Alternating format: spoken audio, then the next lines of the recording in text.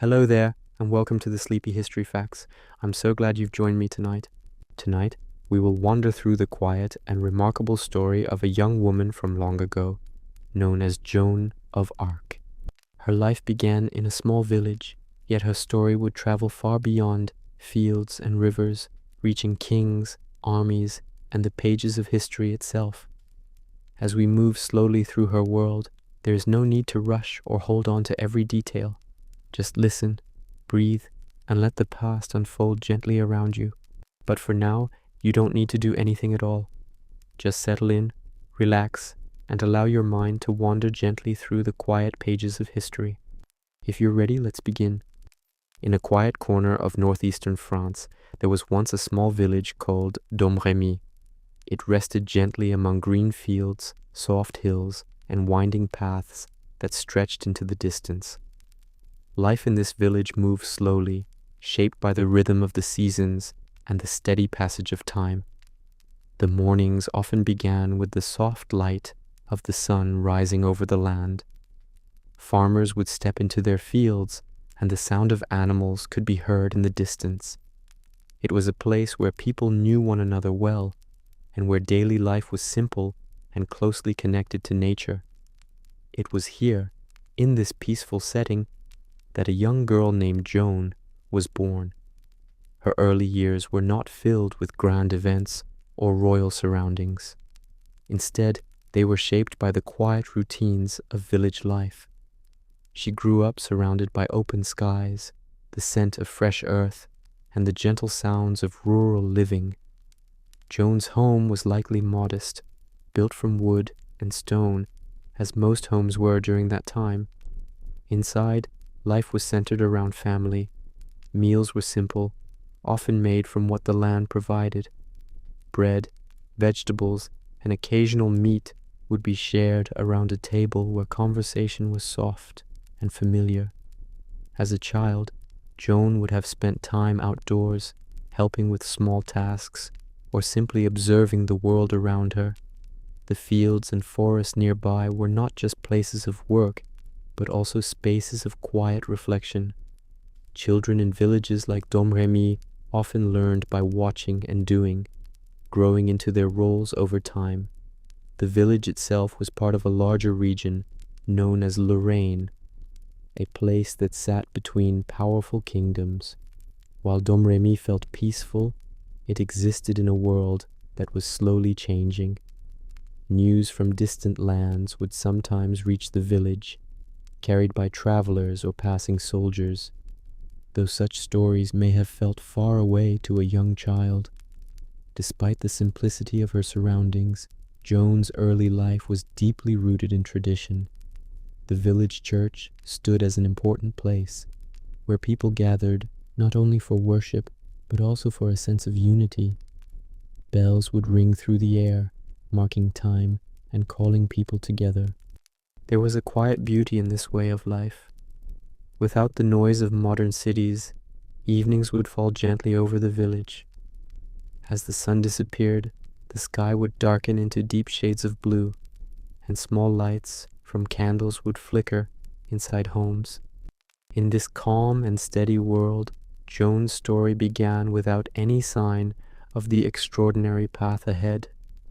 She was, in many ways, like other children around her, curious, observant, and growing within the gentle boundaries of her environment. Yet history often begins in the quietest of places, and in this small village, surrounded by fields and silence, something unseen was slowly taking shape. A life that would one day move far beyond these peaceful lands had already begun, softly and without notice. In the quiet village of Domremy, family life was the center of everything, and Joan grew up in a household where each day followed a gentle and familiar rhythm. Her father was known to be a farmer, someone who worked closely with the land, while her mother cared for the home and guided the children in their daily responsibilities. Together, they created a life that was simple, steady, and deeply rooted in routine. Mornings would begin early, often before the sun had fully risen, as the household slowly came to life with soft movements and quiet sounds. A fire would be lit to warm the space, and simple food would be prepared, filling the air with comforting scents that marked the beginning of a new day. Joan, like other children of her time, would not have spent her days in formal learning as we understand it today. Instead, she learned through watching, listening, and helping. She would have observed her mother closely, picking up skills like sewing, cooking, and caring for the home.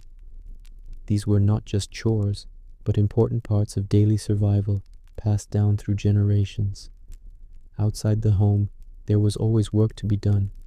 The fields required constant care, and even children played a role in tending animals or gathering small resources. Joan may have helped guide sheep, carry water, or assist with simple tasks that connected her to the land around her. These small responsibilities helped shape a quiet sense of discipline and awareness. Life, in such a setting, was not hurried, but it was never idle. Each season brought its own tasks, from planting in the spring to harvesting in the autumn. The changing weather guided the flow of life, and families adjusted their routines accordingly. There was a natural balance between work and rest, and people were deeply aware of their surroundings. Evenings were often calm and reflective. After a long day, the family would gather together, sharing a simple meal and perhaps quiet conversation. Without bright lights or distractions, nights encouraged stillness. The soft glow of a fire or candle would illuminate the room, creating a peaceful atmosphere that gently led into rest. Joan's mother is often remembered as a deeply religious woman, and it is believed that she played a strong role in shaping Joan's early sense of faith. Stories of saints, prayers, and the teachings of the church would have been part of everyday life. These moments, shared within the home, carried a quiet influence that stayed with Joan as she grew. In homes like hers, there was a strong sense of connection, not only between family members, but also with the wider community. Neighbors supported one another, and shared experiences brought people closer together. Life was not lived alone, but as part of a larger circle of care and understanding. There was something gentle about this way of living, something steady and grounding. In a world without constant noise or distraction, small moments held meaning. The act of baking bread, tending to animals, or sitting quietly by the fire all became part of a life that moved at a natural pace. Within this calm and structured environment, Joan's character began to take shape. Her early years were filled with quiet lessons, not written in books, but learned through experience, patience, and observation. And as her days passed in this peaceful rhythm, something deeper was quietly forming within her, something that would one day guide her far beyond the fields of her childhood. Beyond the quiet fields and gentle routines of Domremy, the wider world was slowly shifting in ways that Joan could not fully see, but may have quietly felt. France, during this time, was not at peace. It was a land divided, where uncertainty moved like a distant storm, sometimes faint and far away, and at other times drawing closer. The Kingdom of France was caught in a long and difficult conflict with England, a struggle that had already lasted for many years. Though battles were fought far from Joan's village, their effects could still be felt.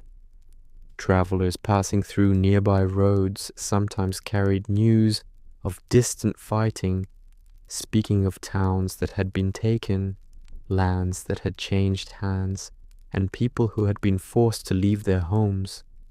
For a child growing up in a small village, these stories may have seemed both real and distant at the same time.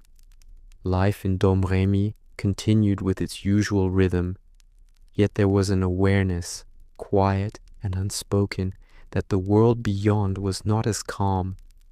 Sometimes soldiers would pass through the region, their presence a reminder that peace was not guaranteed. In certain moments, the effects of conflict came closer. Villages near contested areas could face danger, and people often lived with a sense of caution. There were times when families needed to protect their homes, their animals, and their land. Even if Joan's village was spared from direct harm, the tension of the time would still linger in conversations and shared concerns. The idea of loyalty was important during this period.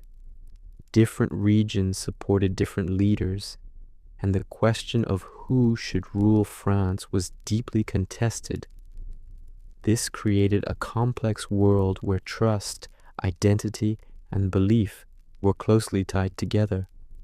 For those living in small communities, these larger political struggles were often understood in simple terms: who was friend and who was not. Another quiet influence on daily life was the presence of faith. In uncertain times, people often turned toward belief for comfort and guidance. Churches remained places of peace where individuals could step away from worry and find a sense of stability. For Joan, who was growing up surrounded by these influences, the connection between faith and the wider world may have felt very natural. Elsewhere in the region, there were shifting alliances and changing power structures. Some areas were controlled by groups who supported the English claim, while others remained loyal to the French crown. This created a patchwork of territories, each with its own tensions and concerns. Even if Joan did not fully understand these complexities, she lived within their quiet presence. The land itself also carried signs of the time. Castles stood as symbols of protection and authority, while roads connected villages, towns, and cities in a network of movement and communication. Messengers, merchants, and soldiers all traveled these paths, carrying not only goods, but also stories and news. For young Joan, the world may have felt both small and vast at once. Her daily life was centered in a familiar place, yet beyond it lay a land filled with uncertainty, change, and quiet unrest. It was a world where ordinary people continued their routines while history slowly unfolded around them. There is something gentle in imagining this balance. A young girl tending to simple tasks, while beyond her village, kings and armies shaped the future. It reminds us that history is not only made in grand moments, but also in the quiet lives of those who live through it. And as Joan continued to grow within this world, surrounded by both peace and distant conflict, the contrast between her simple life and the changing land around her would begin to hold a deeper meaning. As time moved gently forward, the distant conflict surrounding France began to feel a little closer, like a quiet echo that slowly grows clearer. Even in a small village like Domremy, the presence of war could be sensed in subtle ways, not always through direct experience, but through the changing mood of the people and the stories that passed from one voice to another. Travelers moving along rural paths often carried news with them, speaking in low tones about shifting armies, uncertain roads, and towns that no longer felt safe. These stories were not always detailed, but they carried emotion, a quiet tension that lingered even after the words had faded.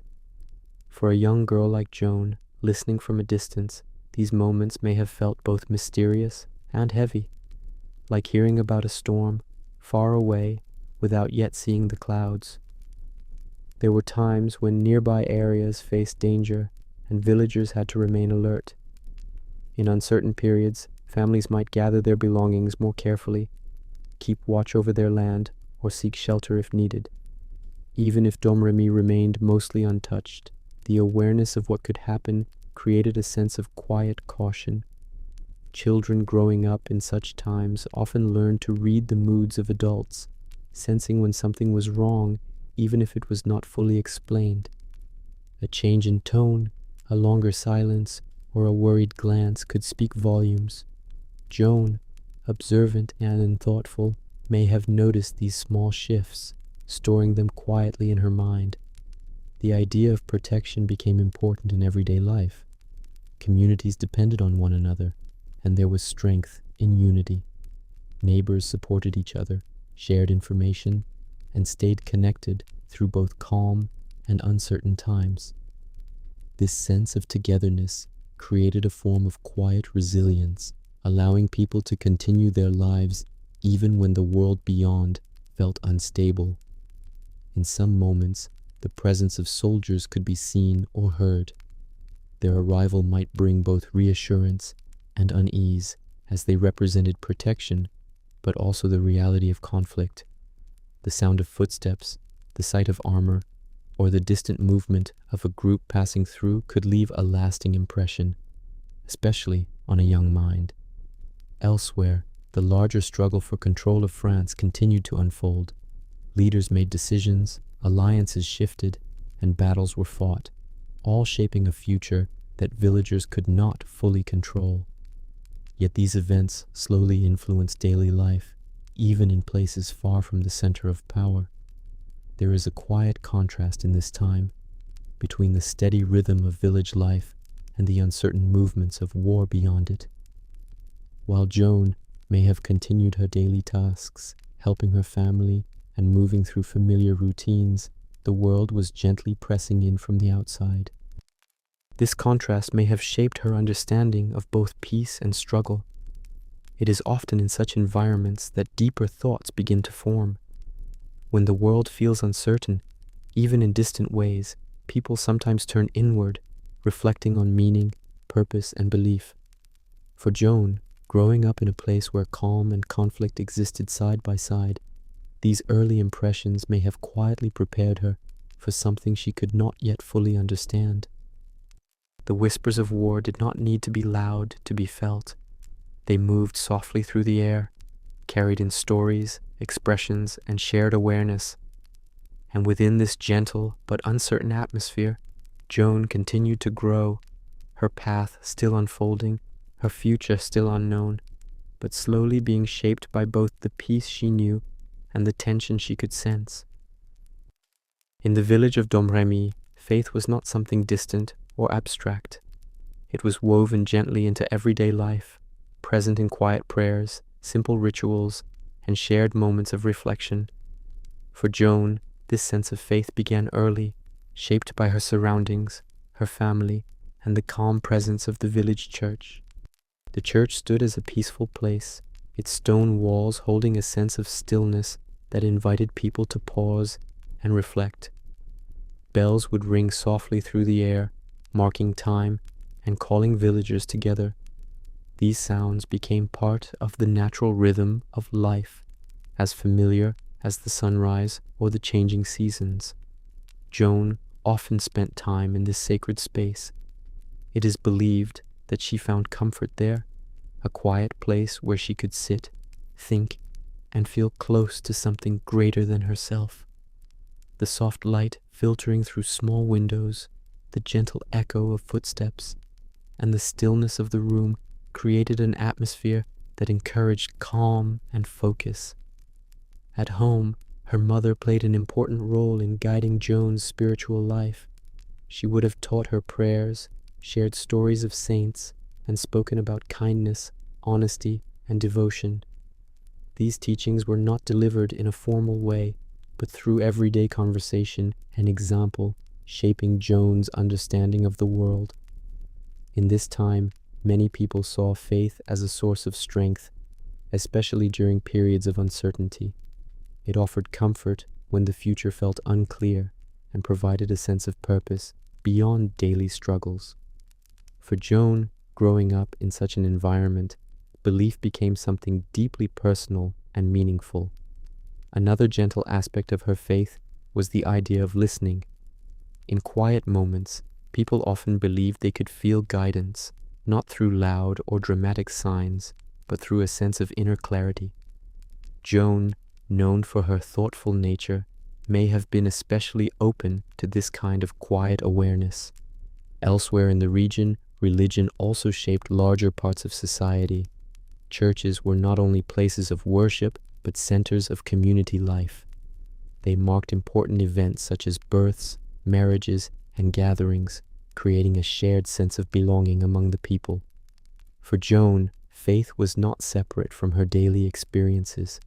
It was present in the way she saw the world, in how she understood right and wrong, and in how she responded to the quiet challenges around her. It provided a foundation that felt steady, even when other parts of life were uncertain. There is something calming in imagining these moments. A young girl sitting quietly in a small church, surrounded by silence, feeling a sense of peace that is difficult to explain but easy to feel. It is in such stillness that deeper thoughts can begin to form. As Joan continued to grow, this strong connection to faith would remain with her, guiding her choices and shaping her path in ways that would later become clear. At this stage, it was simply a quiet part of her life, something gentle and constant. Yet within this calm devotion, something new was beginning to stir, something that would slowly move beyond simple prayer and into a deeper, more mysterious experience. As Joan moved from childhood into her early teenage years, something unusual began to take shape within her quiet world. It did not arrive suddenly or loudly, but rather as a gentle and deeply personal experience, something she would later describe with calm certainty. These moments began while she was still living in Domremy, surrounded by the same fields, routines, and peaceful surroundings she had always known. It is said that during a quiet day, perhaps while she was alone or resting from her work, Joan first became aware of a presence that felt different from ordinary thought. It was not like hearing a voice in the way people speak to one another. Instead, it was something she experienced inwardly, clear and calm, yet powerful enough to hold her attention completely. At first, such an experience may have felt surprising, even confusing. A young girl, raised in a world of simple routines, suddenly noticing something that did not fit within her usual understanding. Yet instead of fear, Joan is believed to have felt a sense of calm and clarity. The experience did not disturb her peace, but rather seemed to deepen it. Over time, these moments became more familiar. Joan would later say that the voices she heard felt guiding and purposeful, not chaotic or uncertain. They seemed to speak with intention, offering direction in a way that felt meaningful to her. In her understanding, these voices were connected to her faith, something sacred rather than ordinary. In the world she lived in, such experiences were often understood through a spiritual lens. People believed that divine guidance could come in different forms, especially to those who were deeply devoted. For Joan, whose faith was already strong, this interpretation may have felt natural. She did not seem to question whether these moments were real. Instead, she slowly began to accept them as part of her life. Another quiet detail is how personal these experiences were. Joan did not immediately share them widely. They remained something close to her, something she carried within herself as she continued her daily routines. Outwardly, her life may have appeared unchanged. She still lived in the same village, helped her family, and moved through familiar patterns. Yet inwardly, something new was unfolding. These early experiences did not yet demand action. They did not immediately change her path. Instead, they seemed to be preparing her, gently shaping her thoughts, and strengthening her sense of purpose. It was as if something was guiding her step by step, without rushing or overwhelming her. There is a quiet stillness in this part of her story. A young girl, alone in her thoughts, beginning to feel something she cannot fully explain, yet trusting it with a calm and steady heart. It is not a moment of noise or chaos, but one of deep quiet, where something unseen begins to take form. As time passed, these voices would become clearer and more consistent, slowly guiding Joan towards something greater. But in these early moments, they were simply a beginning, soft and almost hidden, like the first light before dawn. And within this gentle and mysterious experience, Joan's path began to shift in ways that would slowly lead her far beyond the life she had always known. As the quiet experiences within Joan continued, they slowly became a steady part of her inner world. What once may have felt unfamiliar began to feel natural, like a gentle presence that returned again and again with calm consistency. Over time, Joan did not resist these moments. Instead, she began to listen more carefully, allowing herself to trust what she felt. Trust, in this sense, did not come all at once. It formed gradually, shaped by repetition and the peaceful clarity that seemed to accompany each experience. The voices, as she understood them, did not bring confusion or fear. Rather, they carried a sense of direction, something steady and purposeful. This may have made it easier for Joan to accept them as something meaningful. In her daily life, nothing outwardly dramatic had changed. She still moved through her routines, helping her family, walking familiar paths, and spending time in quiet reflection. Yet within her thoughts, there was now an added layer of awareness. It was as though she carried a quiet conversation inside herself, one that guided her gently rather than demanding immediate action. Another interesting aspect of this time is how Joan balanced her inner experiences with her outer life. She did not withdraw from her responsibilities or separate herself from those around her. Instead, she remained present in her community, continuing to live as she always had. This balance suggests a calm acceptance rather than a sudden transformation. The voices she described were often connected to figures of faith, which strengthened her belief that they were guiding her for a reason. In a world where spiritual belief was deeply woven into everyday life, this connection may have felt reassuring. It gave her a framework through which she could understand what she was experiencing. There is something very quiet and reflective about this stage of her life. Trust, especially in something unseen, often requires patience. It asks a person to listen carefully, to remain still, and to allow understanding to grow slowly. Joan seemed to move through this process with a sense of calm that was unusual for someone so young. At times, she may have wondered about the meaning behind these voices, why they came to her, and what they were leading her toward. Yet instead of rushing to find answers, she allowed the experience to unfold in its own time. This patience created space for her sense of purpose to deepen naturally. Elsewhere in her surroundings, life continued as usual. The village remained steady.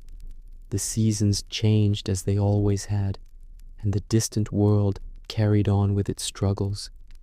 Yet Joan's inner world was becoming more defined, more focused, quietly preparing her for something beyond ordinary expectations. It is often in stillness that clarity begins to form.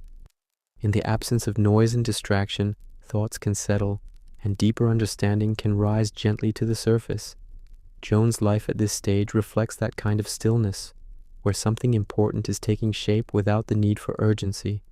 As her trust grew stronger, the guidance she felt would soon begin to take on a clearer direction.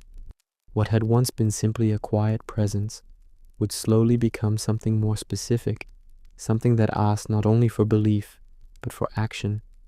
And in that shift, her peaceful inner world would begin to connect with the wider path that awaited her. As Joan continued to live her simple village life, something within her began to shift in a way that was gentle yet deeply meaningful. These changes were not visible to others, and they did not interrupt her daily routines, but inside her thoughts and feelings, a quiet transformation was taking place. The voices she had come to trust were no longer just moments of guidance.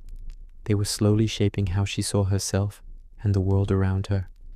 There was a growing sense that her life might hold a purpose beyond the familiar paths of her village. This feeling did not arrive as pressure or fear, but as a calm and steady awareness, something that stayed with her even in the most ordinary moments. While walking through fields, helping at home, or sitting in quiet reflection, Joan may have felt this presence guiding her thoughts towards something greater. It is often said that when a person begins to feel a deeper purpose, their attention changes. Small details become more meaningful, and everyday experiences carry a sense of quiet importance. For Joan, this may have meant noticing the world with a different kind of focus, as if everything around her was gently connected to something larger. At the same time, she remained grounded in her life. She did not abandon her responsibilities or separate herself from others. Instead, she continued to live as she always had, which makes these inner changes even more subtle and powerful. The contrast between her simple outward life and her deepening inner world created a quiet balance, one that allowed her to grow without disruption. Another gentle shift was her sense of confidence, not loud or bold confidence, but a calm certainty that what she was experiencing had meaning. This kind of confidence does not seek attention or approval. It simply exists, steady and quiet. Joan may not have fully understood where her path would lead, but she began to feel that it mattered. There is something very human in this stage of her story. Many people experience moments where they feel drawn towards something they cannot fully explain. It is not always clear or immediate, but it creates a sense of direction that slowly becomes stronger over time. Joan's experience reflects this kind of quiet realization, where purpose grows naturally rather than being forced. Elsewhere, the world continued to move with its usual uncertainties. The distant war, the shifting powers, and the concerns of the people remained unchanged. Yet within Joan, there was now a growing readiness, something that would soon begin to connect her inner beliefs with the outer world. These quiet changes did not demand immediate action, but they prepared her in a deeper way. It was as if her heart and mind were being gently aligned, step by step, towards something that had not yet fully revealed itself. And as this sense of purpose continued to grow within her, the time would soon come when she could no longer remain only a quiet observer of her own path. Something would begin to call her forward beyond the comfort of her village into a journey that would change everything. As the quiet sense of purpose within Joan continued to grow, it slowly began to take on a clearer shape, like a soft light becoming brighter with time. What had once been a gentle feeling now carried a stronger sense of direction, as though her inner world was guiding her towards something that could no longer be ignored. The voices she trusted began to feel more specific in their meaning, not just offering comfort, but gently pointing her toward a path that reached far beyond her village. This idea was not simple or easy to accept, especially for someone so young and living such a quiet life. Yet Joan did not respond with fear or resistance. Instead, there was a calm acceptance, as if deep within she already understood that her life was meant to change. The thought of leaving behind familiar routines, family comfort, and the peaceful surroundings of Domremy would have been difficult for anyone, yet Joan's growing sense of purpose seemed to outweigh that hesitation. It was not a sudden decision, but something that formed slowly, like a quiet realization that continued to return no matter how much it was set aside. In her understanding, this call was connected to something greater than herself, something that carried meaning beyond personal desire or ambition. She believed she was being guided to help her country during a time of deep uncertainty, a thought that would have felt both heavy and powerful at the same time. For a young girl from a small village, this idea was extraordinary, yet Joan did not treat it as something impossible. Her confidence came not from pride, but from belief, a steady trust in what she felt she had been shown. There is something deeply calm in the way this moment unfolds. It is not dramatic or rushed, but quiet and certain, like a path slowly appearing beneath one's feet. Joan did not yet know how she would follow this path or what challenges lay ahead, but she began to understand that remaining where she was would no longer be enough. At the same time, she continued her daily life, moving through familiar routines while carrying this growing awareness within her. This balance between the ordinary and the extraordinary created a unique stillness, as if two worlds were existing side by side within her experience. Elsewhere, the struggles of France continued, with uncertainty and conflict shaping the lives of many. Without fully stepping into that world yet, Joan began to feel connected to it in a new way, not as a distant observer, but as someone who believed she had a role to play. This connection may have felt both grounding and overwhelming, yet she remained steady, allowing her sense of purpose to guide her thoughts gently forward. It is often in such quiet moments of realization that life begins to change in meaningful ways, not through sudden action, but through a shift in understanding that makes action inevitable. Joan's journey was moving toward such a moment, one where her inner calling would soon require her to step beyond everything she had known. And as this call grew stronger within her, the time was approaching when she would have to make a choice, to remain in the quiet safety of her village, or to follow a path that would lead her into a much larger and uncertain world. The day eventually came when Joan felt that quiet inner calling more strongly than ever, a gentle urging that she could no longer ignore. Leaving the familiar paths, the soft fields, and the comfort of her family's home was not an easy thought, yet she understood that her life was beginning to move in a different direction.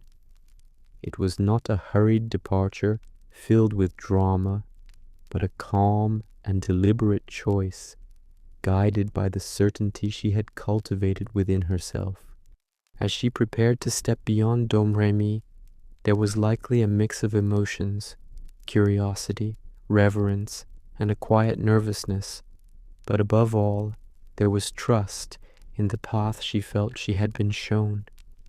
The journey away from home was a step into the unknown, but Joan did not rush. She moved carefully, aware of the world around her, observing the rhythm of life in nearby villages, the sway of trees along quiet roads, and the distant sounds of other travelers. Each step was gentle and deliberate, a reflection of the calm determination growing inside her. Along the way, she may have encountered others, villagers heading to markets, merchants traveling with goods, or soldiers moving quietly through the countryside.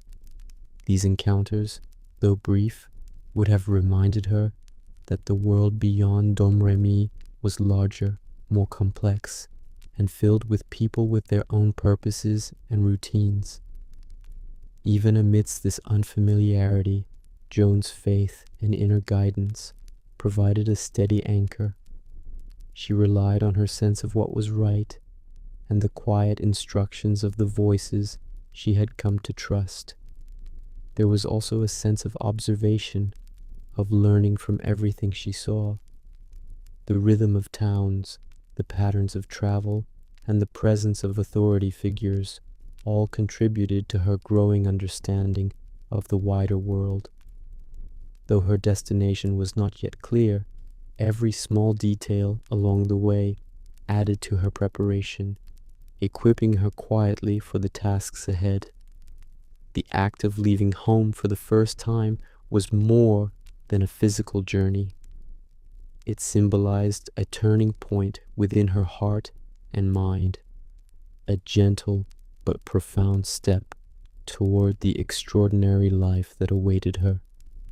In her departure, There was no sudden fanfare, only the soft motion of someone moving steadily toward a purpose that had already begun to take shape inside. For a young girl, this kind of travel required courage, patience, and trust, not in others, but in herself and the quiet guidance she felt. Each mile she covered was a slow unfolding of confidence, a gradual realization that she was ready to meet the challenges of a much larger world.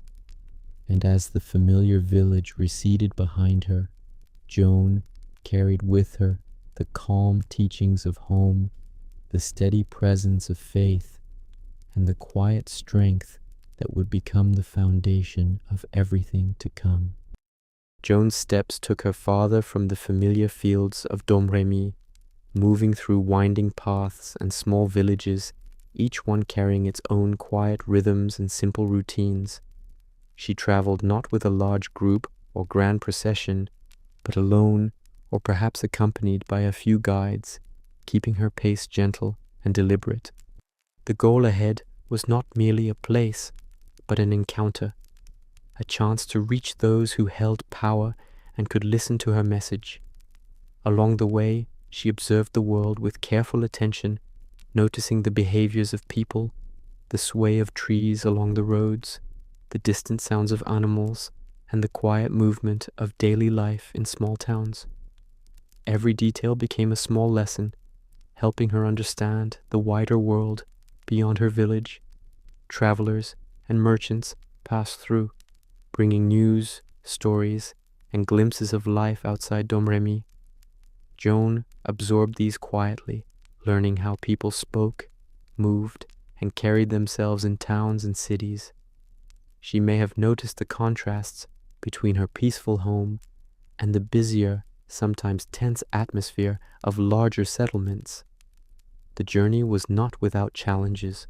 Roads could be muddy after rain, streams had to be crossed carefully, and the presence of soldiers or patrols reminded travelers of the uncertain times. Yet Joan moved steadily, her trust in her inner guidance providing calm assurance through each step. Alongside the physical journey, there was a deeper, internal journey taking place. Joan's confidence in the voices and her sense of purpose were slowly solidifying. Each mile strengthened the connection between what she believed she was called to do and the reality she was moving toward. In small villages along the way, she may have met local leaders or observers, curious about the quiet girl moving with such determination. Though her youth could have been seen as a limitation, her clarity and quiet confidence left an impression on those who listened or observed her. This is a moment of patience and gentle preparation. The journey itself served as training, allowing her to practice courage, focus, and calm decision-making. It was not a rush toward fame or recognition, but a deliberate movement guided by inner certainty. Elsewhere, the broader world continued to shift. Battles were fought, alliances were made, and distant rulers carried out plans that would shape France for years to come. Joan, traveling along humble roads, remained connected to these larger movements in ways she could not yet fully comprehend. The path to an audience was also a test of her endurance, not only physically, but emotionally and spiritually. She was learning to carry purpose without complaint, to face uncertainty without fear, and to move with calm assurance even when others doubted her.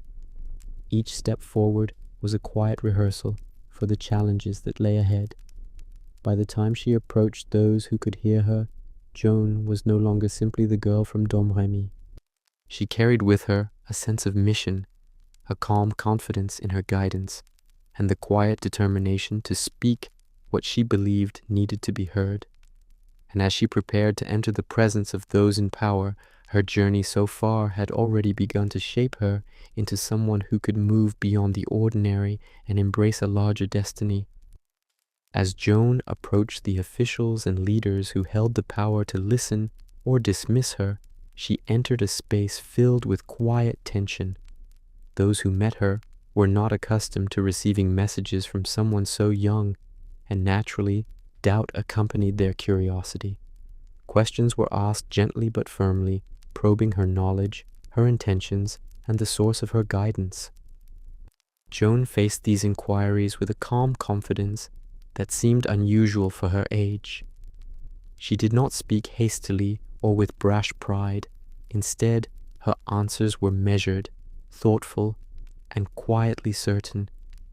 It is said that those who questioned her were often surprised by the clarity and depth in her words, a reflection of the inner life she had cultivated over years of reflection and faith. The tests she encountered were not only about belief, but about character. Could she withstand scrutiny? Could she remain composed under pressure? Each moment became a subtle demonstration of her determination and resilience. Even in the presence of doubt, Joan did not falter. She relied on the voices she had trusted for guidance, allowing them to anchor her thoughts and provide clarity. This quiet determination grew from the steady habits of her early life, the routines, the attentiveness, and the calm patience she had practiced while living in her village. Others may have expected hesitation or fear, but Joan's demeanor was different. There was a stillness, almost meditative, in the way she held herself and responded. Each question, each skeptical glance became a moment of practice for her courage and sense of purpose. Over time, those who observed her began to notice not just her words, but the confidence behind them. It was a quiet authority, born not from position or age, but from conviction and clarity. Elsewhere, the world beyond these meetings continued in uncertainty, yet Joan's calm approach created a small space where reason, faith, and purpose could be considered on their own terms. The process of doubt and testing was not immediate or dramatic. It unfolded slowly, like water shaping stone over time. And with each test she endured, Joan grew stronger, more assured, and more prepared for the path that lay ahead.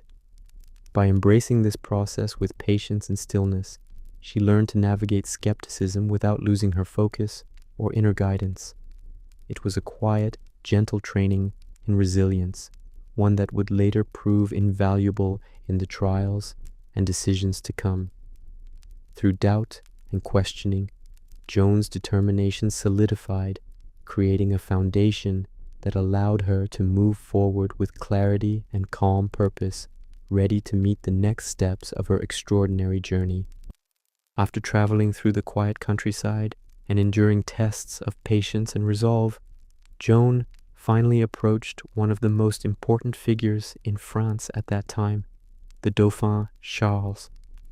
The meeting itself was not marked by grandeur or ceremony, but by a calm and careful encounter where words and impressions carried far more weight than spectacle. Charles, the future king, had grown up in a world of uncertainty and cautious politics, and he listened carefully to the young girl who had arrived with a quiet confidence. Joan's presence was unusual, not only because of her youth, but because of the conviction she carried in every gesture and word. She did not attempt to impress with elaborate speech or displays of authority. Instead, she spoke simply, clearly, and with a steady calm that seemed to rise above her years. In her explanations, she shared the guidance she had received, the sense of purpose that had quietly shaped her life since Domremy. She spoke of helping France, of lifting burdens from her country, and of restoring hope where it had been dimmed by years of conflict. The Dauphin's advisors were naturally cautious. Many had encountered messages from those claiming divine inspiration, and skepticism was a necessary part of their judgment. Yet Joan's manner, her steady gaze, and the quiet clarity in her words made an impression that could not be ignored. Even small gestures, how she carried herself, the calm way she answered questions, and the careful thought behind each statement communicated more than words alone could convey. In these early interactions, a subtle trust began to form. Charles may not have fully understood the depth of what Joan was claiming, but he sensed a sincerity and purpose that set her apart from ordinary visitors. It was a rare kind of presence, one that quietly demanded consideration and reflection. Elsewhere, the larger world continued its rhythm of uncertainty, yet within this small meeting, a different kind of energy was taking shape, a slow, quiet possibility of change, anchored not in power or fear, but in conviction and clarity. Joan's calm confidence in meeting the Dauphin reflected years of quiet preparation, inner guidance, and careful observation of the world. It was a testament to how even the simplest upbringing, when combined with faith and determination, could prepare someone for extraordinary circumstances. And as she spoke with Charles, a subtle transformation began, both in her own understanding of her purpose and in the minds of those who listened. The path forward was not yet clear, but the first seeds of trust and belief were gently taking root, setting the stage for what would soon unfold. In the days that followed her first meeting with the Dauphin Charles, Joan remained under quiet observation within the royal court, a place very different from the simple routines of Domremy. The halls were filled with soft murmurs of conversation, careful movements of attendants, and the measured pace of life among nobles who moved through their roles with practiced grace. Joan navigated this new environment not with haste, but with calm attention, noticing details that others might overlook, the way courtiers spoke, the subtle changes in tone, and the rhythms of daily court life. It was here that she began to gain the trust of those who had been skeptical at first. Her clarity of purpose, quiet confidence, and gentle humility made a deep impression on advisors, guards, and courtiers alike. Even in moments of doubt, she remained steady, answering questions thoughtfully and calmly, allowing her sincerity to speak louder than any demonstration of force or authority. Some, who watched her closely, began to sense that she was not guided by personal ambition, but by something larger, something beyond herself, a quiet dedication that could not be easily dismissed. This gradual building of trust was not immediate or dramatic. It unfolded slowly, like soft sunlight filtering through the windows of a quiet chamber. Every careful gesture, every measured answer, and every act of respectful listening contributed to the sense that Joan was someone worthy of attention and belief. Elsewhere in the court, life continued with its usual mix of ceremony, strategy, and daily concerns. Yet the presence of this young girl, moving with quiet determination, introduced a subtle shift, a reminder that purpose and conviction could come from the most unexpected places.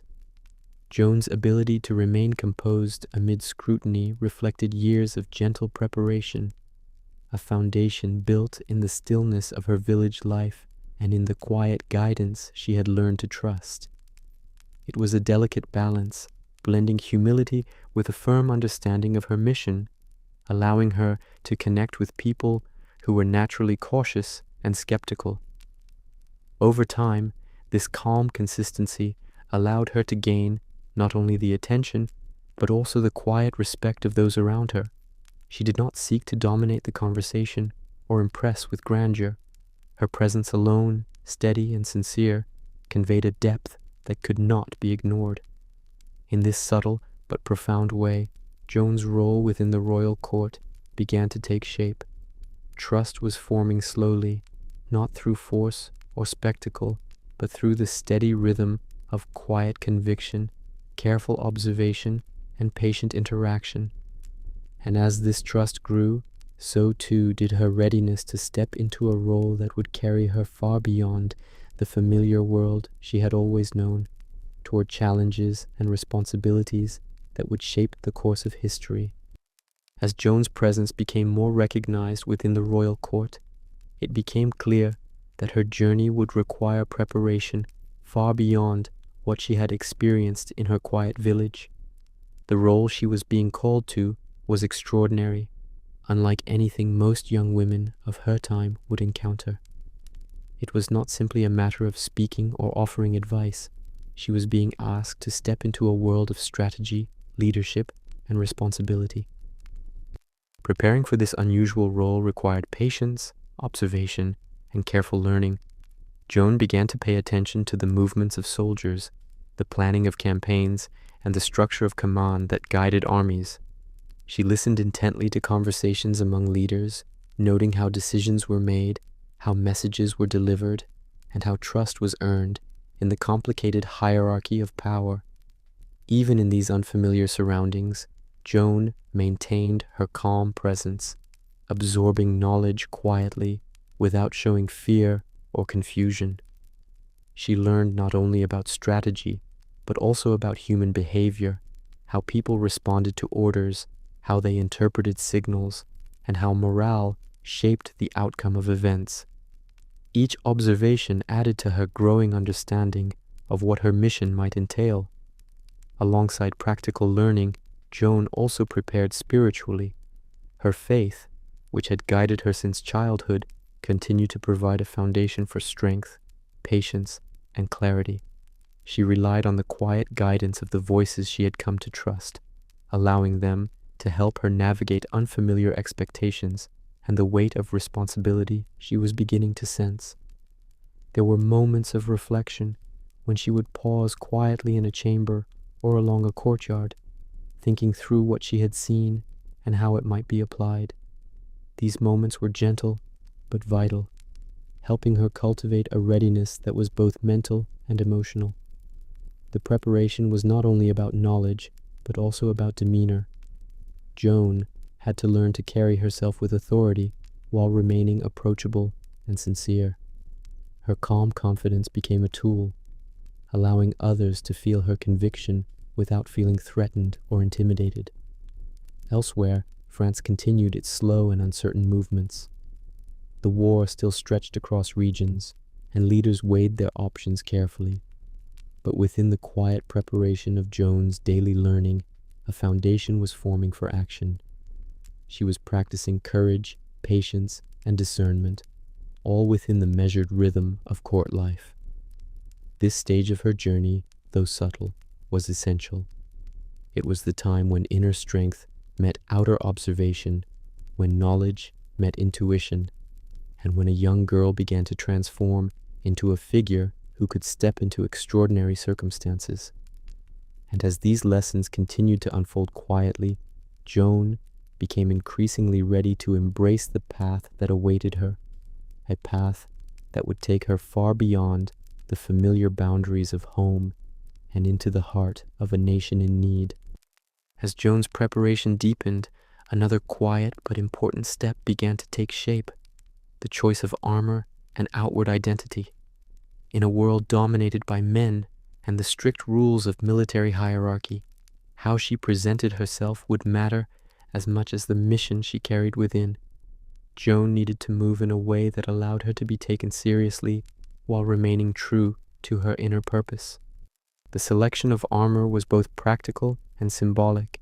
Crafted from metal, carefully fitted, and polished to a gentle shine, the armor became more than protection. It was a tangible form of her readiness, a quiet declaration of her role and responsibility. It was said that she wore it not to intimidate, but to move safely among soldiers and to carry out the work she believed was divinely guided. Alongside the armor, Joan also adopted certain outward behaviors that reinforced her presence. Her movements were measured, deliberate, and confident, reflecting the calm certainty she carried within. She spoke clearly, listened carefully, and observed closely, all while remaining grounded in humility and faith. Choosing this outward identity was not a simple act of imitation. Joan was not trying to become someone else. She was embodying the essence of her inner guidance in a form that the world could recognize and respect. This balance between self and appearance was delicate, requiring quiet thought and observation. In the barracks, among soldiers and commanders, She learned to navigate hierarchy, respect tradition, and earn trust without sacrificing her convictions. Every detail, from the fit of her armor to the way she held her sword, was part of a larger preparation, a careful integration of skill, courage, and inner calm. Beyond practical considerations, this period also reinforced Joan's sense of purpose. The armor, the identity, and the discipline were all tools for a mission that was already growing in clarity within her mind. She understood that the path ahead would not be easy, yet each choice she made quietly strengthened her readiness. Elsewhere, the wider world of France continued its slow turbulence. Towns and villages experienced uncertainty, armies moved through contested regions, and leaders strategized far from the calm focus of Joan's preparation. Yet within this quiet moment of preparation, something extraordinary was forming. Joan was aligning inner strength, faith, and outward action in a way that would allow her to step fully into her role. There is a gentle resonance in imagining her days of quiet study, observation, and practice. Each small decision, each careful movement, and each moment of reflection became part of a rhythm that would carry her forward. And as she adjusted her armor, stepped into her new identity, and moved among soldiers, Joan's inner and outer selves began to merge, quietly preparing her to meet the challenges and responsibilities that awaited her beyond the familiar paths of her past. With her armor chosen and her identity taking shape, Joan stepped into a world filled with soldiers, strategy, and cautious leaders. It was a place far removed from the calm routines of Domremy, yet she moved through it with a quiet authority that drew attention without demand. The soldiers she encountered were used to orders, discipline, and strict hierarchies, yet Joan's presence introduced something different, a steady confidence grounded not in rank or fear, but in purpose and clarity. She walked among them, observing their routines, understanding how they trained, how they prepared for battle, and how morale shifted with the smallest gestures. Her calm attention to these details allowed her to communicate in ways that inspired trust and respect, even among those initially skeptical of a young girl leading men into conflict. She did not raise her voice unnecessarily, nor did she boast of her divine guidance. Instead, her conviction and serenity were enough to draw soldiers toward her ideas and instructions. Slowly, they began to recognize that her guidance was not arbitrary or naive. It was informed by clarity, courage, and an unusual ability to understand both strategy and human behavior. Joan's leadership was quiet but firm. She offered direction with careful reasoning, encouraging soldiers to act not out of fear, but with confidence in their shared mission. Her presence in the camp created a calm rhythm, a space where preparation, focus, and faith were woven into everyday practice. Even in moments of tension, her composure remained steady, reminding others that calm and clarity often carry more weight than loud commands. Elsewhere, the country remained embroiled in conflict, with towns under siege, armies maneuvering, and leaders negotiating fragile alliances. Joan's quiet leadership began to influence the outcomes of smaller engagements, as her calm authority inspired those around her to act with purpose and confidence. It is often said that true leadership is not measured by force, but by the ability to instill trust, courage, and focus in others. Joan demonstrated this in subtle ways, moving among soldiers and commanders alike, never demanding attention, yet quietly earning it through consistency and composure. Each day in camp became a lesson in observation, patience, and the gentle application of authority.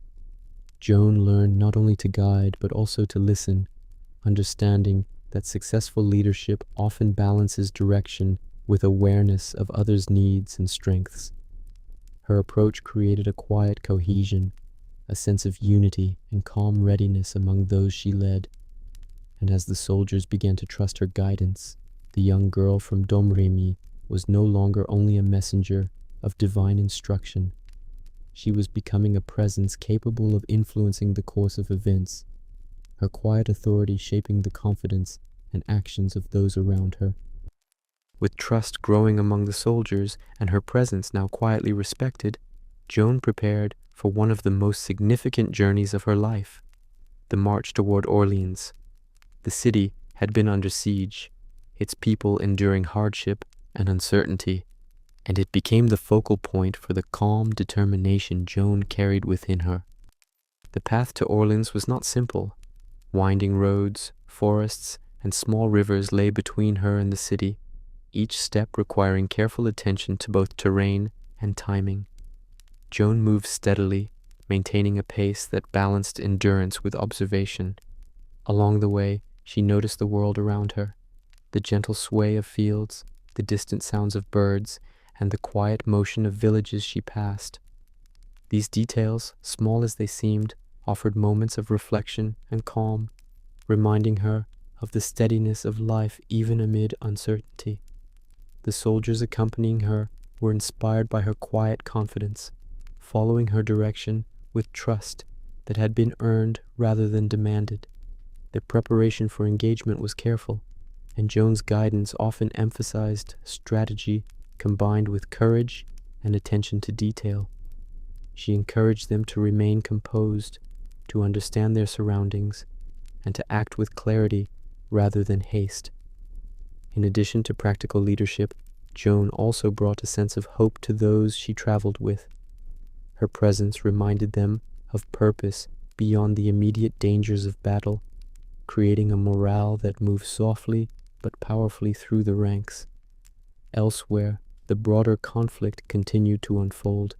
The city of Orleans had endured long periods of uncertainty, its people facing shortages and the fear of an enemy that seemed relentless. Yet the arrival of Joan, quietly resolute, introduced a shift in perspective. There was a calm determination that inspired action, a sense that guidance and faith could change the tide of events. Each mile brought Joan closer not just to the city, but to the realization of her own inner strength and purpose. She moved with patience, balancing observation with the gentle assurance of leadership. Even when faced with unexpected obstacles, rough terrain, weary soldiers, or the weight of responsibility, Joan's calm approach helped steady the group. This was more than a physical journey. It was a deepening of her understanding of courage, patience, and the quiet power of trust. In the rhythm of travel, she also allowed herself moments of reflection, silently acknowledging the guidance that had led her from Domremy to this point. The journey toward Orleans was both outward and inward, connecting the physical steps she took with the steady unfolding of her inner conviction. And as the city slowly came into view, Joan's calm determination became a beacon, a quiet force that would soon influence the fate of the people and shape the history that lay ahead.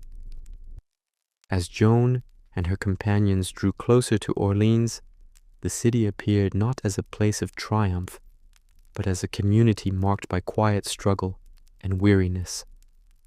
The walls, worn from months of siege, bore witness to the resilience of those who remained inside. Smoke from distant fires curled softly into the sky, and the sounds of daily survival, water drawn from wells, children's whispers, the clatter of supplies, mixed with the faint tension of anticipation. Joan approached with calm attention, observing not only the layout of the city, but also the mood of its people. She noticed the fatigue etched in the faces of soldiers and citizens alike, the small gestures of care that families offered one another, and the delicate threads of hope that persisted despite the surrounding uncertainty. Her presence was quietly transformative. Unlike many who might have arrived with loud declarations or demands, Joan moved gently among the people, offering assurance through her steady gaze, measured words, and calm confidence. She did not speak of miracles in a way that startled, but in a tone that invited trust, inspiring a sense of quiet courage in those who listened. Soldiers looked to her for guidance, not only in strategy, but in the way she carried herself amidst tension. Her calm authority reassured them, softening fear and replacing it with a focused determination. In the city's streets and alleys, Joan began to learn quickly the layout, the strengths and weaknesses of the defenses, and the ways that people had adapted to prolonged siege. She paid attention to the subtle signs of morale, understanding that confidence and hope could be as powerful as weapons in times of crisis. Elsewhere, the enemy forces maintained their positions outside the walls, unaware that a quiet yet determined presence had arrived to shift the balance. Joan's approach was deliberate and thoughtful, emphasizing preparation, observation, and the careful coordination of efforts. She understood that rash action could risk everything, and so patience became an essential part of her strategy. Even as she moved through tense spaces, she allowed moments for reflection and prayer, drawing upon the inner calm that had guided her from the earliest days in Domremy. Her faith and quiet confidence served as anchors, both for herself and for those around her. In the rhythm of this arrival, the city slowly began to sense something different. There was a subtle hope, not loud or overwhelming, but persistent, like the soft light of dawn touching the rooftops after a long night. Joan's presence created a shift that could be felt without words, a sense that direction and purpose were returning to a place long weighed down by fear and uncertainty. And as she prepared to engage with the city's defenders and plan the next steps, Joan's calm and deliberate approach continued to strengthen the quiet courage that would soon ripple through every street, every wall, and every person within the besieged city. Once inside Orleans, Joan moved carefully among the soldiers and citizens, observing their routines, listening to their concerns, and offering encouragement through her calm presence. Unlike commanding voices that demand obedience, her influence was gentle, rooted in steady confidence and sincerity. She walked through the camps and along the city walls, noting the placement of troops, the readiness of supplies, and the ways people coped with the constant threat beyond the gates. In her quiet way, Joan reminded them of purpose, urging vigilance, focus, and unity without creating fear or pressure. Her faith and composure became contagious. Soldiers who had been weary or doubtful began to feel a renewed sense of determination, inspired not by the promise of reward, but by the quiet strength of someone who believed fully in the mission. She offered advice on minor adjustments in positioning, shared insights about morale, and encouraged mutual support, teaching the value of calm coordination even under tension. In the streets of Orleans, ordinary citizens also felt her presence. Families who had endured months of scarcity began to sense a subtle hope, small gestures of encouragement flowing through conversations, smiles, and practical support. Joan did not promise immediate relief or victory, but her calm conviction allowed them to hold on to courage in the face of uncertainty. Elsewhere, enemy forces outside the walls continued their preparations, unaware that a presence so quiet yet resolute had arrived within the city. Joan's steady leadership was a soft but powerful counterpoint, introducing a new rhythm of readiness, reflection, and careful planning. Her attention to detail and her ability to remain composed under scrutiny made her guidance valuable, not just symbolic. Soldiers began to trust her advice, observing her composure and patience, understanding that she offered insight born of observation, intuition, and careful reflection. This subtle influence shifted the energy within Orleans. The once fatigued defenders now moved with purpose and calm confidence, a rhythm that gradually strengthened the city's ability to respond to pressure. Joan's role was not one of shouting commands, but of quiet leadership, demonstrating how calm authority can inspire courage and resilience. Each day she spent with the defenders reinforced their trust in her guidance, creating a sense of shared mission rooted in determination and hope. In this way, the city's energy shifted slowly, as if a gentle wind had blown through tired streets and fortified weary spirits. Joan's quiet influence was now firmly established, preparing everyone within Orleans to face the challenges that lay ahead with steadiness, patience, and courage, all guided by her calm and unwavering presence. With the city's defenders quietly strengthened by her presence, Joan began to focus on the careful planning of the first moves that could shift the course of the siege. She observed the positions of enemy forces, the patrols along the outer areas, and the weak points that could be approached with caution and strategy. Her approach was never rushed. Each decision was considered in the calm of reflection, weighing both the risks and the benefits in silence before acting. Joan encouraged the soldiers to remain alert but steady, emphasizing patience and observation over impulsive action. She guided them in small, deliberate maneuvers designed to test enemy reactions and to create opportunities without unnecessary loss. The careful coordination of scouts, the timing of messages, and the placement of supplies were all observed and gently directed by her calm presence. Each small adjustment, each thoughtful suggestion, reinforced the confidence of those around her, showing that careful planning paired with steady leadership could shift even the most tense situations. In the city streets and atop the walls, the rhythm of preparation was gentle but deliberate. Soldiers moved with purpose, yet not in haste, following subtle instructions that prioritized focus, observation, and cohesion. Joan's influence was soft but pervasive, a quiet encouragement that reminded everyone that courage could exist alongside careful thought. Even among skeptical commanders, her clarity and composure began to earn quiet respect. Elsewhere, the enemy remained unaware of the subtle strategies being implemented within Orleans, moving in patterns that had become routine and predictable. Joan's calm observation allowed the defenders to act with small, precise interventions that gradually altered the dynamics of the siege. In these moments, she also remained deeply connected to her faith, drawing inner strength from the quiet guidance that had accompanied her from Domremy. This spiritual grounding reinforced her ability to remain composed, thoughtful, and intentional, even under pressure. The process of planning and observation was a gentle but vital rehearsal for the larger actions to come.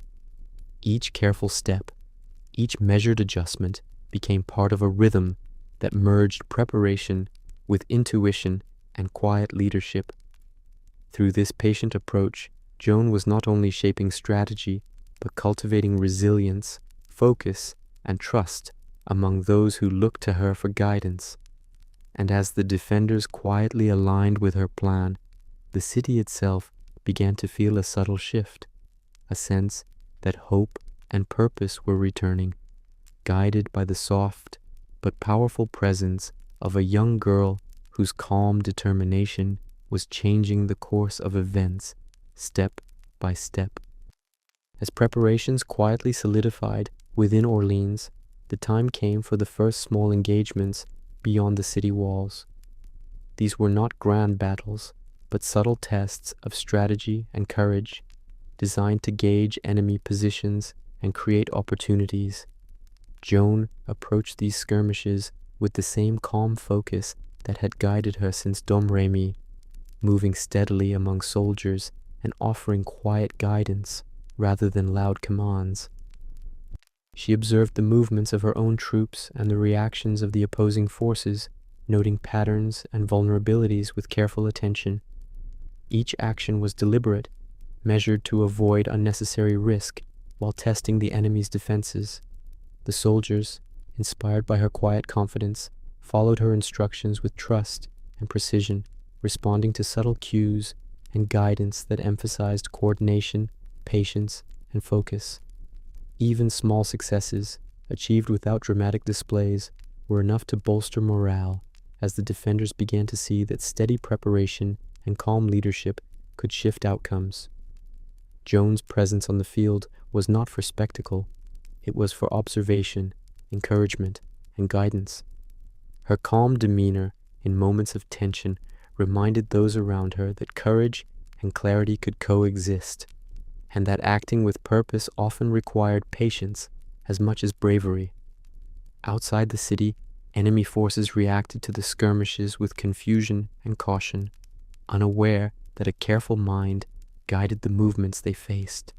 Joan's subtle strategies allowed the defenders to maintain control while slowly testing the enemy, creating confidence among soldiers and citizens alike. In these early engagements, the city began to sense a rhythm, a quiet, deliberate approach that balanced action with reflection. Each minor confrontation reinforced the belief that change was possible, even amid prolonged uncertainty. Joan herself moved with measured steps, quietly observing, adjusting, and encouraging, without drawing unnecessary attention to herself, allowing her guidance to influence events naturally. Elsewhere, the broader landscape of war continued, but within Orleans, a sense of purpose and focus was quietly growing. The first skirmishes were as much a lesson in resilience and coordination as they were a test of strategy. Soldiers learned to trust one another, to follow careful guidance, and to act with confidence under her calm direction. Each small victory reinforced the power of patience, clarity, and quiet determination.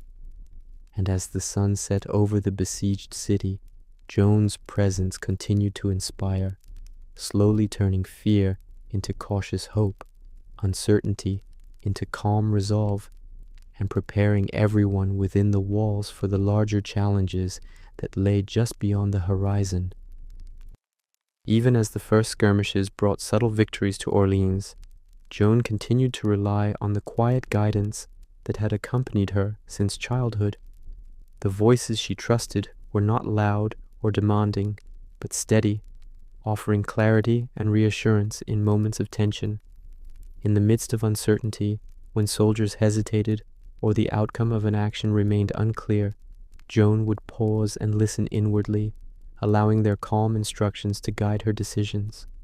This spiritual connection became a source of courage, reinforcing the quiet confidence she displayed in front of others. Her bravery was not dramatic or boastful. It was steady and intentional, rooted in preparation, observation, and the inner sense of purpose that had grown over the years.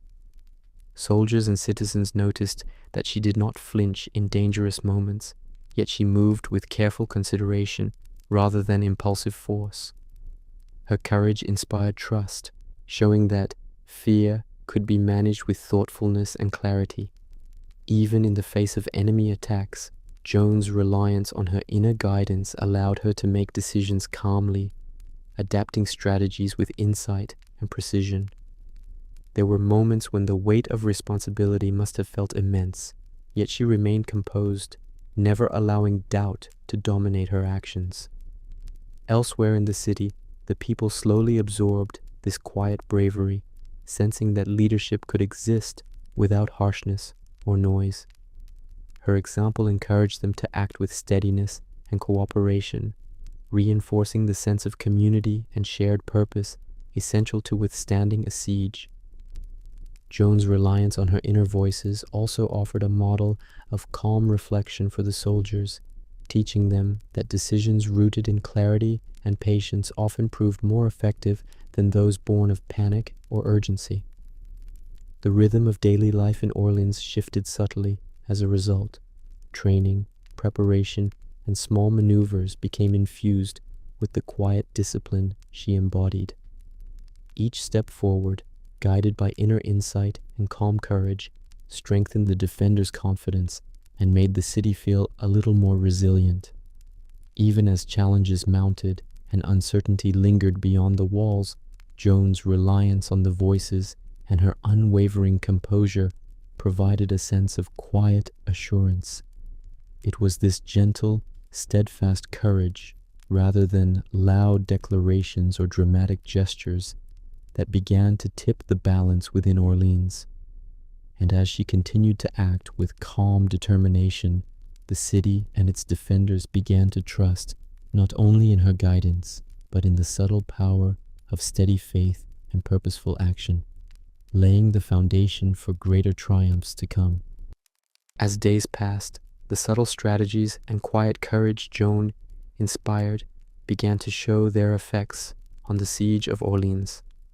The city, once heavy with tension and uncertainty, began to feel a shift in energy. Soldiers moved with renewed focus, their steps more deliberate, their coordination more precise, guided by Joan's calm presence and careful planning. Even small adjustments, how patrols were organized, how supplies were managed, and how communication flowed between groups, carried more weight when infused with her steady guidance.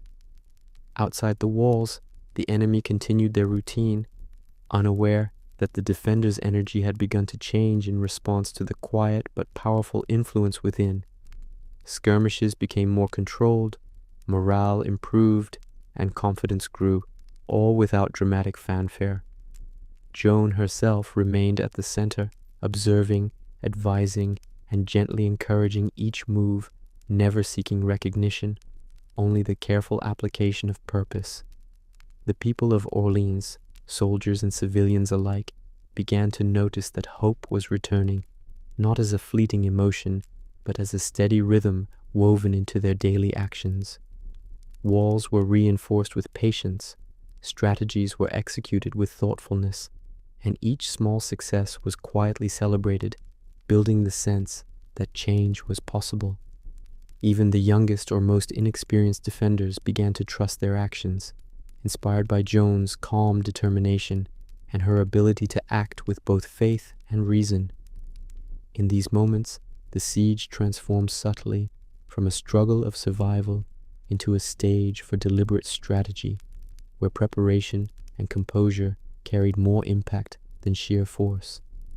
Joan's ability to listen, observe, and act with inner certainty became a powerful tool, reminding everyone that leadership could be gentle yet influential. The rhythm of the city shifted, as if a soft current of resilience was flowing through its streets, walls, and hearts. The enemy, unaware of this quiet transformation, faced a city that had begun to reclaim confidence and control through steady, deliberate action. Joan's presence, her patience, and her unassuming courage were at the center of this turning tide.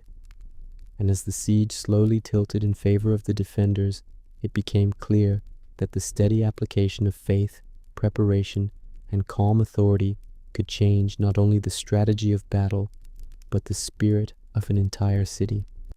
As the days of siege continued, the defenders of Orleans began to experience small victories that carried significance far beyond their immediate results. Each minor success, repelling a patrol, securing a section of the wall, or regaining control of a strategic gate, was amplified by the calm leadership Joan provided. These victories were not celebrated with loud triumph, but with a quiet sense of reassurance, a feeling that careful planning, patience, and faith were beginning to yield tangible results. Joan moved steadily among the soldiers, observing their actions, offering gentle guidance, and reinforcing the subtle lessons of courage and composure she had long practiced. She emphasized that every action, no matter how small, contributed to a larger rhythm, a collective strength that would eventually turn the tide of the siege. Soldiers began to mirror her calm confidence, learning that controlled, deliberate actions often carried more weight than impulsive displays of force. Civilians within the city, too, sensed this shift. Their interactions were tempered by a newfound hope, a quiet belief that perseverance and careful attention to detail could create change even in the most difficult circumstances. Joan's presence reinforced a sense of unity, She moved among the ranks not as a distant leader, but as a participant, quietly observing, advising, and supporting. Her faith, calm demeanor, and careful judgment provided a model for others to follow, showing that steadfast confidence and preparation could overcome fear and uncertainty. Each small victory served as a reminder that progress often comes incrementally, that even the gentlest guidance can influence outcomes when combined with patience and resilience. Elsewhere, the enemy forces continued their attempts to maintain pressure, unaware that within the walls, a quiet transformation was occurring. The defenders were no longer simply reacting to attacks. They were acting with intention, coordination, and a quiet certainty that had been inspired by Joan's presence. In this way, the momentum of the siege began to shift, not through dramatic displays or overwhelming force, but through the steady application of focus, strategy, and calm leadership. Joan's role remained subtle yet profound. Every decision she influenced, every action she encouraged, and every small success contributed to a growing confidence that prepared the city for greater challenges ahead. And as the days continued, this quiet confidence became the heartbeat of Orleans, a reminder that courage and determination, guided by steady purpose, could quietly shape the course of history. With the city's defenders strengthened by small victories and quiet confidence, Joan began to guide them toward the larger actions that would define the siege of Orleans. She spent time observing the walls, the positions of enemy forces, and the flow of communication, quietly mapping opportunities while encouraging soldiers to remain patient and deliberate. Her approach was never hurried. Each step was considered with attention to both immediate effects and long-term consequences. Joan reminded those around her that courage and preparation must move together. The soldiers practiced maneuvers repeatedly, reinforcing coordination and trust, while civilians assisted quietly, supporting the rhythm of the city's readiness. Every minor adjustment, moving supplies, reinforcing gates, coordinating scouts, was done with mindfulness, reflecting Joan's steady focus on the balance between action and caution. Even the young and inexperienced learned from her calm example, understanding that controlled movement and thoughtful attention could have a greater impact than rash effort. Joan herself spent moments in reflection and prayer, drawing strength from the quiet guidance that had accompanied her since her earliest days. These moments reinforced her inner clarity and gave her the patience needed to lead without force or impatience. The soldiers began to internalize her lessons. They moved with subtle confidence, anticipating challenges and reacting with deliberation, not panic. This quiet discipline became the foundation for the city's resilience. Elsewhere, enemy forces continued their routine, unaware that a subtle but powerful shift was occurring within Orleans. Joan's careful preparation and steady guidance meant that the defenders were no longer merely surviving. They were beginning to direct the rhythm of engagement, setting conditions favorable for their eventual advantage. The city itself seemed to respond to this quiet order, its streets and walls infused with purpose and calm determination. Joan's leadership remained understated, yet every step she guided, every instruction she offered, and every decision she influenced moved the city closer to a pivotal moment. As the defenders readied themselves for the decisive movements ahead, there was a sense of quiet anticipation, a feeling that preparation and courage, when applied steadily and thoughtfully, could shape not only outcomes, but the hearts of those who participated. And in the calm before the final push, Joan's presence remained a source of quiet assurance, steadying everyone around her for the challenges and triumphs that were soon to come. The day arrived when the defenders of Orleans, guided by Joan's calm leadership and careful planning, began the coordinated assault against the besieging forces. The morning air was filled with the soft rustle of banners, the gentle clatter of armor, and the muted voices of soldiers exchanging quiet instructions. Joan moved among them, steady and observant, offering guidance with a calm clarity that reassured everyone around her. Her presence inspired confidence, and the soldiers followed her lead with trust rather than fear, understanding that each step was part of a thoughtful strategy rather than a reckless charge. As they approached the enemy positions, she reminded them to act deliberately, to observe their surroundings, and to maintain focus even amid the chaos of movement. Every small adjustment, timing attacks, coordinating with fellow soldiers, and maintaining formations, was executed with careful attention, reflecting Joan's belief that success came from measured action as much as courage. The first clashes were tense, but controlled. Soldiers reacted with the composure Joan had instilled, meeting resistance without panic and turning pressure into opportunity. Even in moments of uncertainty, Joan's calm presence anchored their confidence, allowing them to adapt quickly to changing circumstances. Within the city, civilians watched quietly, sensing a shift in the rhythm of events.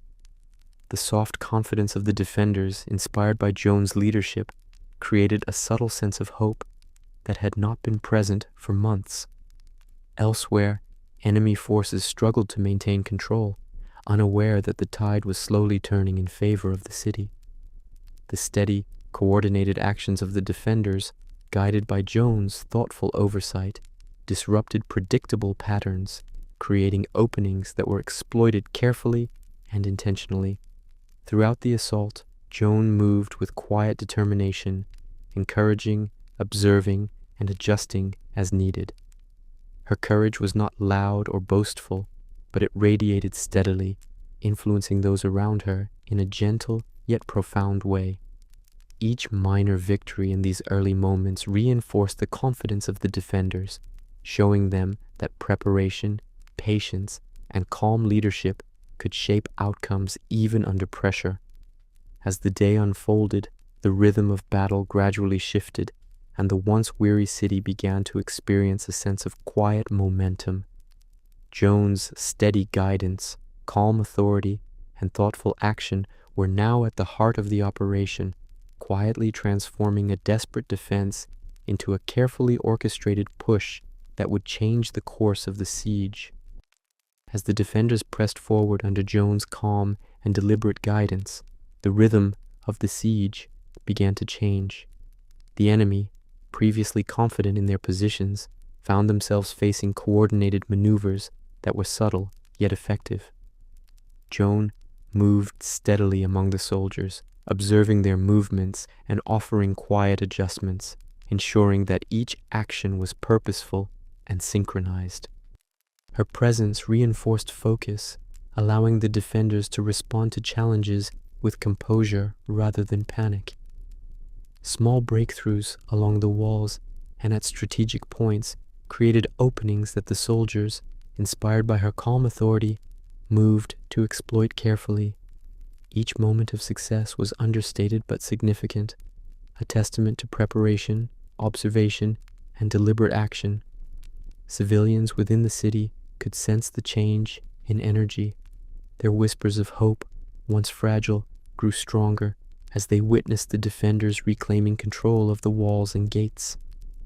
Even small signs of progress, a recaptured tower or a successfully defended approach, contributed to a growing confidence that had been absent for months. Joan's quiet courage and reliance on inner guidance provided a steady anchor amidst the tension. Soldiers learned to trust their instincts while following her measured instructions, blending intuition with preparation. The enemy, reacting to these unexpected advances, began to falter in coordination, giving the defenders further opportunities to assert control. Joan's ability to remain composed while actively influencing strategy demonstrated the power of calm leadership.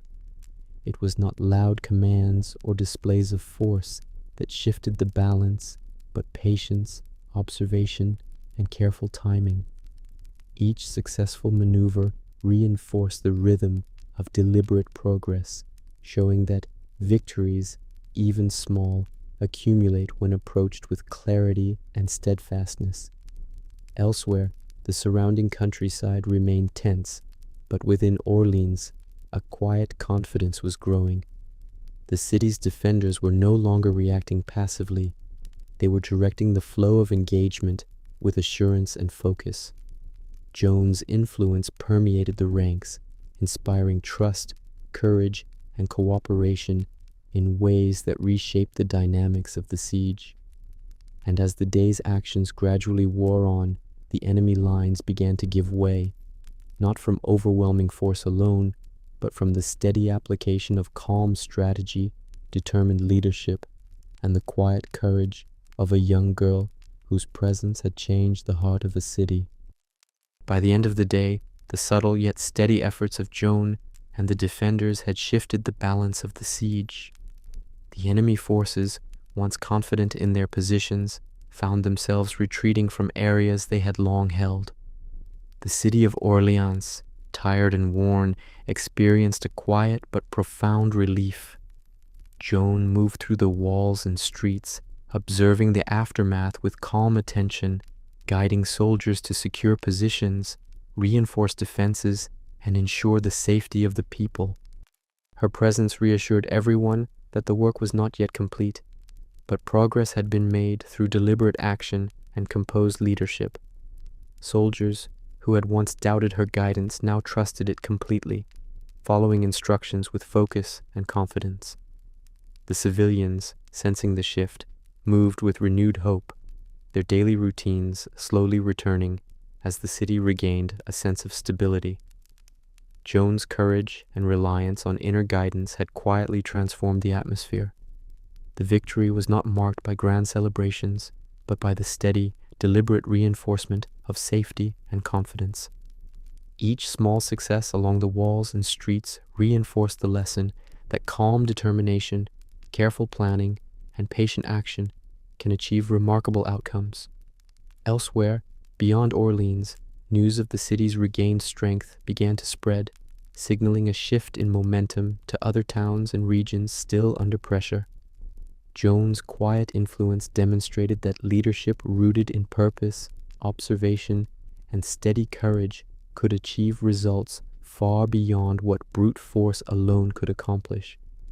Even in moments of uncertainty, her calm authority inspired those around her to act with care and confidence. The victory at Orleans was not merely a military accomplishment, it was a testament to the power of patience, preparation, and the subtle influence of steadfast leadership. It was a reminder that courage need not be loud to be effective, and that determination guided by clear purpose can transform both people and circumstances. As the city settled into this new rhythm, Joan's presence continued to inspire calm vigilance, ensuring that the progress achieved would be sustained and that the lessons of courage and careful action would remain a quiet, guiding force for those who had followed her. In the days following the victory at Orleans, a gentle calm settled over the city. Soldiers patrolled with steadier steps, citizens moved through streets with quiet confidence, and the rhythm of daily life began to return, softened by hope. Joan, ever observant, spent time reflecting on the journey that had brought her from the quiet fields of Domremy to the center of such momentous events. She walked among the walls, listened to the murmurs of those around her, and allowed herself moments of quiet contemplation. Her faith, which had guided her from the earliest days of her life, remained a steady anchor, reminding her that courage was not the absence of fear, but the ability to act with clarity and purpose despite it. These reflections were gentle, internal, yet they shaped her demeanor and reinforced the subtle influence she carried over soldiers and citizens alike. The city itself seemed to breathe differently, infused with a sense of resilience and calm that had been absent during the siege. Joan's actions, rooted in preparation, observation, and unwavering conviction, had quietly inspired trust, perseverance, and hope. In these moments, she also considered the broader journey ahead. The path that lay beyond Orléans was uncertain, filled with challenges and responsibilities that demanded patience, courage, and steadfast faith. Yet she understood that every small step, every deliberate action, and every quiet decision contributed to a larger purpose, shaping not only outcomes, but the confidence and morale of those she guided. Soldiers continued to follow her example, learning that calm observation, careful preparation, and measured courage could achieve far more than rash action alone. Citizens, too, absorbed these lessons in subtle ways, discovering that hope can be nurtured gently, reinforced by consistent care and thoughtful attention. Joan's reflection on courage and faith was both personal and shared, a quiet energy that moved through the city like a soft current, strengthening the bonds of community and resilience. Even as the world beyond Orléans remained uncertain and turbulent, the lessons of patience, preparation, and quiet determination resonated within the city, creating a rhythm of trust and steadfastness. It was a reminder that the greatest victories are not always loud or immediate, but often unfold quietly, shaped by observation, faith, and deliberate action. And as Joan continued her contemplative walks through the city, the calm she carried within her became a lasting presence, touching every corner, every person, and every heart she encountered. In the quiet days after Orléans, the subtle impact of Joan's leadership began to ripple outward. Soldiers who had once doubted her guidance now spoke of her with respect, not only for her courage, but for the calm clarity she carried into every decision. Citizens, too, noticed a shift in the rhythm of daily life, a renewed confidence that came from witnessing patience, preparation, and faith in action. Joan's presence left an impression that extended beyond immediate victories. It was the beginning of a legacy shaped by quiet determination and steady courage. Even the smallest gestures, a reassuring word, careful instruction, or the way she observed each soldier's readiness, contributed to the growing sense of trust and cohesion within Orléans. Her example showed that leadership could be gentle, deliberate, and yet profoundly effective. Stories of her calm confidence began to travel beyond the city walls, inspiring others to consider the power of patience, careful planning, and faith in uncertain times. Joan herself remained grounded, reflecting on the journey that had carried her from Domremy to the heart of conflict. She understood that her path was part of a larger story, one that intertwined personal courage with the lives and hopes of countless others. Her quiet influence illustrated that true impact often arises from consistent action, integrity, and steadfast belief in one's purpose. The city, its people, and its soldiers carried forward lessons learned under her guidance, slowly integrating them into the fabric of daily life. Even in moments of rest, her calm presence lingered, a subtle force reminding everyone that careful observation, trust, and deliberate action could shape both outcomes and character. Joan's legacy was forming quietly, not through loud declarations, but through the steady accumulation of trust, courage, and purposeful action. The rhythm of Orléans reflected this, moving from uncertainty to cautious confidence, demonstrating how one person's steadfast presence can influence the broader course of events. And as Joan prepared to continue her journey beyond Orléans, the foundations she had laid, the trust she had earned, the morale she had nurtured, and the courage she had inspired would remain a quiet but enduring testament to the power of calm determination in shaping history. As our quiet journey through the life of Joan of Arc reaches its final moments, it is gentle to pause and reflect on the path she walked. From the small village of Domremy to the walls of Orléans, She moved with a combination of faith, observation, and calm courage that quietly shaped the events around her. Her journey was never marked by loud declarations alone, but by deliberate action, careful preparation, and steadfast belief in purpose. Each step she took, learning the ways of the court, gaining trust among soldiers, planning strategies, and inspiring hope, was guided by a quiet strength that touched every person she encountered. In thinking of Joan, one can imagine her walking through city streets, observing, listening, and acting with patience and clarity, allowing her courage to ripple softly through the lives of those around her. The victories she achieved were not merely in battle, but in the transformation of hearts, the building of trust, and the cultivation of resilience in others.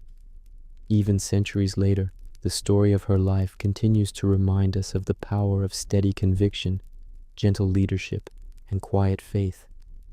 As we let these reflections settle, it is calming to consider that history is filled not only with dramatic events, but with moments of patience, observation, and determination that often go unseen, yet leave enduring impact. For now, allow yourself to breathe slowly and gently, imagining the soft rhythm of footsteps through quiet villages, the serene focus of careful planning, and the calm courage that carries people through challenges. Let these thoughts drift like gentle echoes, blending with the quiet moments of your own day, and let your mind settle peacefully. As our journey through the story of Joan of Arc comes to a close, let the lessons of calm courage, deliberate action, and steadfast faith fade softly into your thoughts. Allow the quiet echoes of history to settle around you, carrying a sense of calm and purpose as you drift into rest and peaceful sleep. Thank you for spending this calm moment here. Until our next journey through time, good night.